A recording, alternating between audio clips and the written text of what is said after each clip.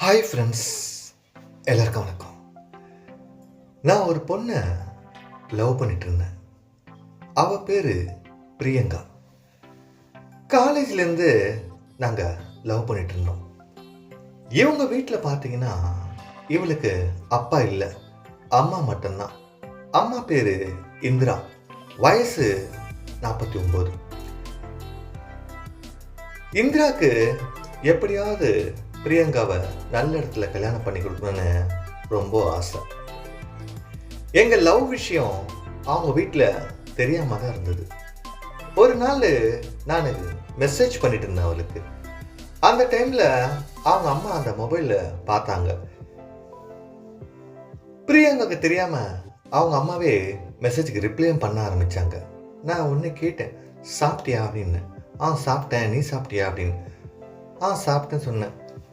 உங்கள் அம்மா என்ன பண்ணுறாங்க அப்படின்னு சொல்லிட்டு மெசேஜில் கேட்டேன். எங்கள் அம்மா டிவி பார்த்துட்டு இருக்காங்க.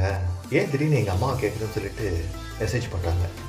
இல்லை, சும்மா தான், நான் உங்கள் அம்மாவை பார்த்ததே இல்லையே, அதான் கேட்குறேன் அப்படின்னு. அதுக்கு என்ன, ஒரு நாள் வீட்டுக்கு வா, அம்மாவை இன்ட்ரடியூஸ் பண்ணி வைக்கிறேன் அப்படின்னு சொல்லிட்டு மெசேஜ் வந்தது. நான் ஒன்று யோசித்தேன், என்னடா அது, பிரியங்கா இப்படிலாம் சொல்ல மாட்டாளே அப்படின்னு சொல்லிட்டு கொஞ்ச நேரம் நான் சைலண்ட்டாகவே இருந்தேன்.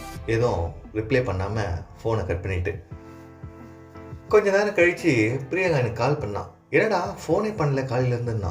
ஏய், நான் தான் மெசேஜ் பண்ணனே, நீ தானே ரிப்ளை பண்ண அப்படின்னேன். நான் எப்போ பண்ணேன் அப்படின்னா, போய் மெசேஜ் பாக்ஸ் பாருன்னு.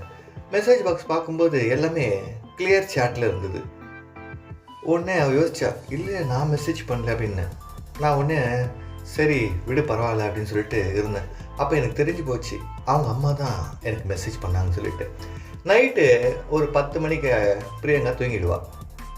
நான் சரி மெசேஜ் இப்போ போட்டு பார்ப்போம், யார் தான் ரிப்ளை பண்ணுறாங்கன்னு சொல்லிட்டு மெசேஜ் பண்ணேன். ஹாய், சாப்பிட்டியா அப்படின்னு கேட்டேன்.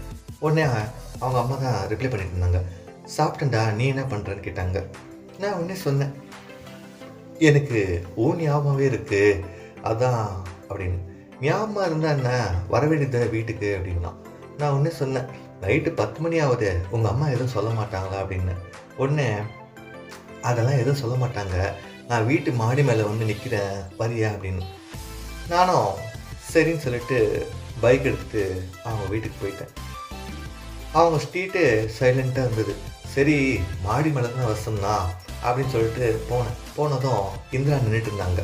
எனக்கு அப்போவே தெரியும் இந்திரா தான் மெசேஜ் பண்ணுறாங்கன்னு சொல்லிட்டு. நான் உடனே ஷாக்கிங் ஆகிற மாதிரி, என்னம்மா நீங்கள் இருக்கீங்க அப்படின்னேன். நான் தான் உன்னை வர சொன்னேன் அப்படின்னாங்க. ஐயோ, நான் பிரியங்கான்னு நினச்சிட்டேன் அப்படின்னு சொன்னேன். உடனே அவங்க, இல்லை நான் தான் உனக்கு நேரத்துலேருந்தே மெசேஜ் பண்ணிட்டு இருந்தேனே அப்படின்னாங்க. நான் உடனே கேட்டேன், நீங்கள் ஏன் மெசேஜ் பண்ணீங்க அப்படின்னேன்.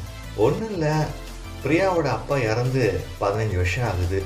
15 வருஷமாக நான் தனியாக தானே இருக்கேன். நான் என்ன பண்ணுறது, என் ஆசை என் பொண்ணுக்கிட்டே சொல்ல முடியும், எனக்கு ஒன்றும் ஆசைகள்லாம் இருக்குது அப்படின்னாங்க. நான் ஒன்று சொன்னேன், நானும் பிரியங்காவும் காலேஜ்லேருந்து லவ் பண்ணிகிட்ருக்கோம், நீங்கள் எப்படியாவது எங்கள் 2 பேருக்கும் மேரேஜ் பண்ணி வச்சுருங்களேன் அப்படின்னு. உடனே இந்திரா கேட்டாங்க, சரி மேரேஜ் பண்ணி வச்சுருந்தா என் பொண்ணு உங்கள் வீட்டுக்கு போயிட போகிறா, அப்புறம் நான் தனியாகிடுவேன், நான் என்ன பண்ணுறது, எனக்கு பேசுகிறதுக்கு ஒரு ஆதரவு இல்லாமல் இருக்குது அப்படின்னாங்க. அதுக்கு நான் என்ன பண்ணணும், நீங்கள் வேணால் நம்ம வீட்டுக்கு வந்துடுறீங்களா அப்படின்னு. உடனே இந்திரா சொன்னான், அதெல்லாம் தேவை கிடையாது, எனக்கு என்ன சொல்கிறதுனே தெரியல, என் பொண்ணுக்கு கொடுக்குறதுல சந்தோஷம், அது எனக்கும் உன்னால் கொடுக்க முடியுமா அப்படின்னாங்க. நான் உடனே இந்திராவை பார்த்தேன், என்னடா அது, இந்த வயசுலேயும் ஆள் பார்க்க நல்லா தான் இருக்காங்க, இவங்களே எதுனா நம்மளை கேட்குறாங்க அப்படின்னு சொல்லிட்டு ஃபர்ஸ்ட் நான் சொன்னேன், இல்லை இதுக்கு பிரியங்காவுக்கு தெரிஞ்சால் என்ன ஏதாச்சும் தப்பாக தான் நினைப்பா, வேணாம் அப்படின்னு. உடனே அவங்க சொன்னாங்க, ஒரு பொண்ணு அவங்களுக்கு நடந்த விஷயங்கள் அவங்களாம் சொல்கிற வரைக்கும் யாருக்கும் தெரிய போகிறதில்ல, நானும் என் பொண்ணுக்கிட்ட சொல்ல மாட்டேன், நீ என்ன சொல்கிற அப்படின்னா.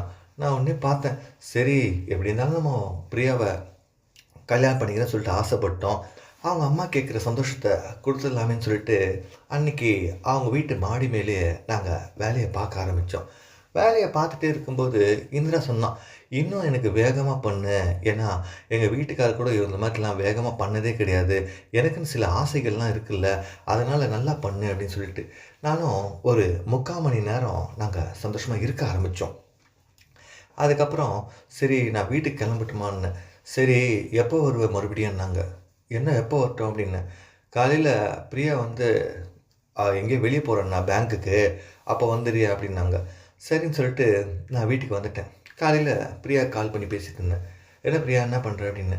சொல்லுடா, இப்போது இன்றைக்கி கொஞ்சம் பேங்க் ஒர்க் இருக்குது, நான் பேங்க் வரைக்கும் போயிட்டு வரணும் அப்படின்னா. சரி பிரியான்னு. நீ ஏன் வரியான்னு கேட்டா. நான் ஒன்றே சொன்னேன், இல்லடி எனக்கு கொஞ்சம் ஒர்க் இருக்குது, நான் அதை பார்த்துட்ருக்கேன். சரி நான் பேங்க்குக்கு போயிட்டு ஒர்க்கை முடிச்சுட்டு கால் பண்ணுறேன் அப்படின்னா. சரின்னு சொல்லிட்டு இருந்தேன். அதுக்கப்புறம் நான் அவங்க வீட்டுக்கு போனேன். வீட்டுக்கு போனதும் இந்திரா சொன்னான், என்ன என் பொண்ணுகளை பேசியிருந்தியா அப்படின்னா. பேசியிருந்தேன், பேங்க்குக்கு போகிறேன்னு சொன்னா, அதான் அவள் போயிட்டு அப்புறம் வந்தேன்னு. அப்புறம் என்ன வா உள்ளன்னா. இவங்கெல்லாம் பார்த்தீங்கன்னா இந்த 40 வயசில் மேலே இருக்க ஆளுங்கள்லாம் பார்த்தீங்கன்னா எப்பயும் ஆசைகளோடு இருப்பாங்க. ஆனால் அவங்களுக்கு அது எப்படி சொல்கிறதுன்னு தெரியாது. யூஷுவலாகவே நம்ம ரோட்லேயோ இல்லை பஸ் ட்ராவல்லையோ எங்கேயாச்சும் ட்ராவல் பண்ணும்போது பார்த்தீங்கன்னா இந்த அபவ் 40 இயர்ஸ் ஆளுங்க பார்த்தீங்கன்னா நம்மளே பார்த்துட்ருப்பாங்க. அதுக்கு காரணம் என்னன்னா, அவங்களுக்கு மேரேஜ் ஆகி எப்படியும் ஒரு 25 வருஷம் முன்னாடி இருக்கும். அப்போ வந்து அவங்களுக்கு எக்ஸ்பெக்டேஷன் அதிகமாக இருக்கும். அதுக்கு அவங்க எக்ஸ்பெக்டேஷனை சாட்டிஸ்ஃபேக்ஷன் பண்ணுற மாதிரி அவங்க லைஃப் பார்ட்னர் இருந்திருக்க மாட்டாங்க. அப்போ அவங்களுக்கு என்ன மைண்ட் தாட்டில் வரும்னா, இந்த காலத்து பசங்க வ நமக்கு தேவையான சந்தோஷங்களை குடுப்பாங்களே, வேகமாகவும் இருப்பாங்களே, நமக்கு ஃபுல் சந்தோஷம் குடுப்பாங்கன்னு சொல்லிட்டு அந்த மைண்ட் செட்லேயே இருப்பாங்க. அதனால தான் அவங்கள நம்ம பார்ப்பாங்க. நம்மளும் அவங்கக்கிட்ட பேசினாலும் ஈஸியாக பேசுவாங்க. இப்போ ஒரு 20 வயசு பொண்ணு இருக்குன்னா, நீங்கள் அவங்கக்கிட்ட போயிட்டு பேசினா, அவங்க டக்குன்னு பேசிட மாட்டாங்க. சைலண்ட்டாக போயிடுவாங்க. இல்லை யார் நீங்கள் அப்படிலாம் கேட்பாங்க. இதே இந்த ஏஜ் ஆனவங்கலாம் பார்த்தீங்கன்னா, எந்த ஒரு பயம் இல்லாமல் பேச ஆரம்பிப்பாங்க. என்ன பண்ணிட போகிறான் மிஞ்சி போனால், நம்மக்கிட்ட பேச போகிறான், என்ன சந்தோஷத்தை கொடுக்க போகிறான், அவ்வளோதான் சொல்லிட்டு கேஷுவலாக பேசுவாங்க. அப்போது இந்திரா கேட்டதும் நான் சொன்னேன், நீங்கள் இந்த வயசுலேயும் பார்க்கறதுக்கு ரொம்ப நல்லா இருக்கீங்க, அதுவும் எனக்கு உங்களை ரொம்பவே பிடிச்சிருக்குன்னு. அப்புறம் என்ன, அவள் பேங்க்குக்கு போயிட்டு ஒரு 1/2 அன் ஹவரில் வந்துடுவா, அதுக்குள்ளே நம்ம வேலையை பார்த்துலாம்னு சொல்லிட்டு நாங்கள் வேலையை பார்க்க ஆரம்பித்தோம். அதுக்கப்புறம் பேங்க்லேருந்து இவள் வரா மாதிரி தெரிஞ்சு ஃபோன் பண்ணான். அம்மா நான் பேங்க் வேலை முடிஞ்சிச்சு, நான் வந்துட்டுருக்கேன். உடனே இந்திரா சொன்னான், பிரியா வந்துட்டாலாம், சரி நீ போறியா அப்படின்னா. சரி நான் போகிறேன்னு சொல்லிட்டு நானும் வந்து அங்கே ஒரு கடை இருந்தது, அங்கே நின்றுட்டு இருந்தேன். பிரியா வீட்டுக்கு வந்ததும் கால் பண்ணியிருந்தா. எங்கடா இருக்கேன்னா, நான் உங்கள் வீட்டுக்கிட்ட தான் இருக்கேன், உங்கள் ஃப்ரெண்டை பார்க்கலான்னு வந்தேன் அப்படின்னு. ஏன் ஃப்ரெண்டா அப்படின்னா. இல்லை என் ஃப்ரெண்டை பார்க்க வந்தேன்னு. அப்போ என்ன வீட்டுக்கு வா அப்படின்னா. வீட்டுக்கு வந்து அவங்க அம்மா எதா சொல்ல போகிறாங்கன்னு. எதுவும் சொல்ல மாட்டாங்க வான்னு சொன்னான். சரி நானும் போனேன். போனதும் அவங்க அம்மா என்னை ஃபஸ்ட் டைம் பார்க்குற மாதிரி, எப்படிப்பா இருக்க வாப்பா உள்ள அப்படின்னு சொல்லிட்டு பேசினாங்க. பிரியா உடனே சரி இருங்க நான் போயிட்டு ஃபேஸ்லாம் வாஷ் பண்ணிட்டு வரேன்னு சொல்லிட்டு அவளோட ரூமுக்கு போனான். உடனே இந்திரா என்னை பார்த்து கேட்டா, நம்ம பழகுறது அவகிட்ட சொல்லாத, புதுசாக பேசுகிற மாதிரி பேசுன்னா. சரின்னு சொல்லிட்டு நாங்கள் அந்த மாதிரியே ஃப்ரெண்ட்ஷிப்பாக பேச ஆரம்பித்தோம். எல்லாருக்குமே இந்த மாதிரி லைஃபு கிடைக்கும். இப்போது நமக்கு மேரேஜே ஆகுதுன்னு வச்சுங்க, அந்த பொண்ணோட அம்மா வந்து ஹஸ்பண்ட் இல்லாமல் தனியாக இருக்கும்போது மாப்பிள்ளைக்கிட்ட நல்லா ஃப்ரெண்ட்லியாக பேச ஆரம்பிப்பாங்க. அதுவும் அந்த பொண்ணு ஜாபுக்கு போகிற மாதிரி இருந்துச்சுன்னா, காலையில் ஜாபுக்கு போனதும், மாப்பிள்ளை நீங்கள் மத்தியானம் எதுக்கு மாப்பிள்ளை ஹோட்டலில் சாப்பிட்றீங்க, நீங்கள் வீட்டுக்கே வாங்கன்னு சொல்லிட்டுலாம் கூப்பிடுவாங்க. இதுக்கப்புறம் நம்ம சேனலில் எல்லா வீடியோஸ் போடுறேன், பார்த்து என்ஜாய் பண்ணுங்கள். Take care friends.